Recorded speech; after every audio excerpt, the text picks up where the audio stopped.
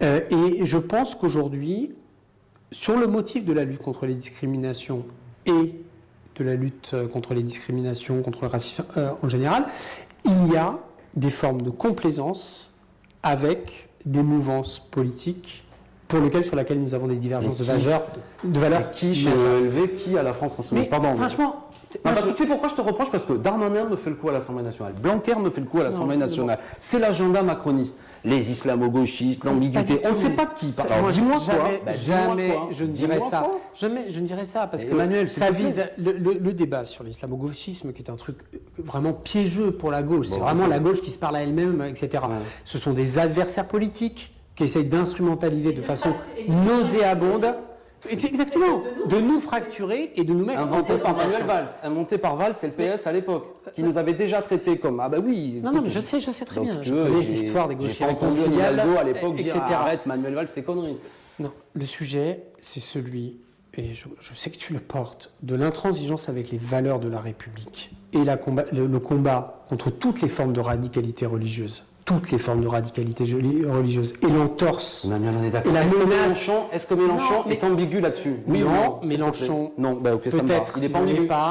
Merci. Mais dans la LFI, il y a des voix qui portent en gros l'indulgence. Pardon, excuse-moi, mais attends, on a le droit de se le dire. Mais au PS, il n'y en a pas des gens ambigus? Alors, je crois pas. Vous avez du communautarisme? Non, je crois pas qu'on est au PS. Non, et puis d'ailleurs, Olivier Faure a eu l'occasion de s'exprimer clairement là-dessus. Non, est-ce que ça a du sens? Est-ce que ça a du sens aujourd'hui de dire qu'il faut être intransigeant?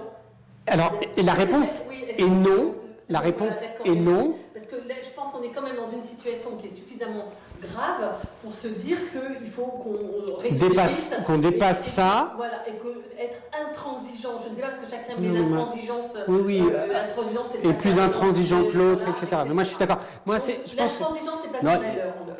Premièrement, tu as raison. Et deuxièmement, si tu permets, surtout, si on a des choses à se dire, on se dit les choses. Pas des propos ambigu qui ne veut rien dire. Il y a des gens, ça je sais pas. Si tu me dis à la France Insoumise, il y a telle et telle personne qui a eu tel propos, telle attitude intolérable, on va discuter. Mais tu comprends ce que je veux te dire? C'est que si tu fais ça, tu aides le macronisme à fracturer. Écoute-moi. C'est un discours qui est porté pas sur des personnes. Tu aides le gouvernement, Emmanuel. Et mon propos est de les dépasser et pas d'en débattre pendant 20 minutes, ça n'a aucun intérêt. Oui, Emmanuel, donc tu es d'accord avec moi que ne le refaites plus, parce que je ne sais pas, et toi tu l'as fait, et même Anne Hidalgo, tu vois, je défends même mes petits copains de LV, parce qu'ils ne sont pas ambigus sur la République, sinon virez-les de la majorité, parce que tu peux pas, mais imagine comme c'est blessant que des gens arrivent, on te traite d'ambigu, tu sais pas ce qu'on te reproche, l'ambiguïté. Moi, il m'a fait le coup, Darmanin. Monsieur Corbière, dans votre circonscription, vous êtes ambigu. De quoi il parle? Je sais pas. Moi, je discute avec le commissaire, le préfet. Personne n'a jamais. C'est dégueulasse. Donc, non, mais moi, je... D'accord. Alors, c'est une bombe à fragmentation contre le rassemblement. Non, mais tu comprends ce que je veux te dire? Mais je suis d'accord. Si on veut se rassembler, moi, je suis pour qu'on s'engueule sur des programmes. Je suis d'accord avec ça.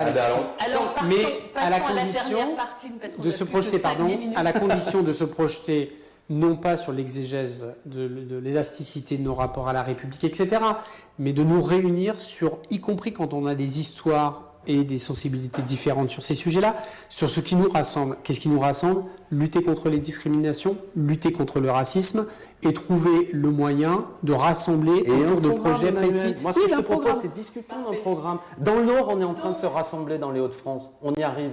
Et nous, on a pris l'initiative derrière Karima Deli, c'était pas simple, pas évident. Et Patrick Caner est venu, nos amis communistes, sur la base d'un programme.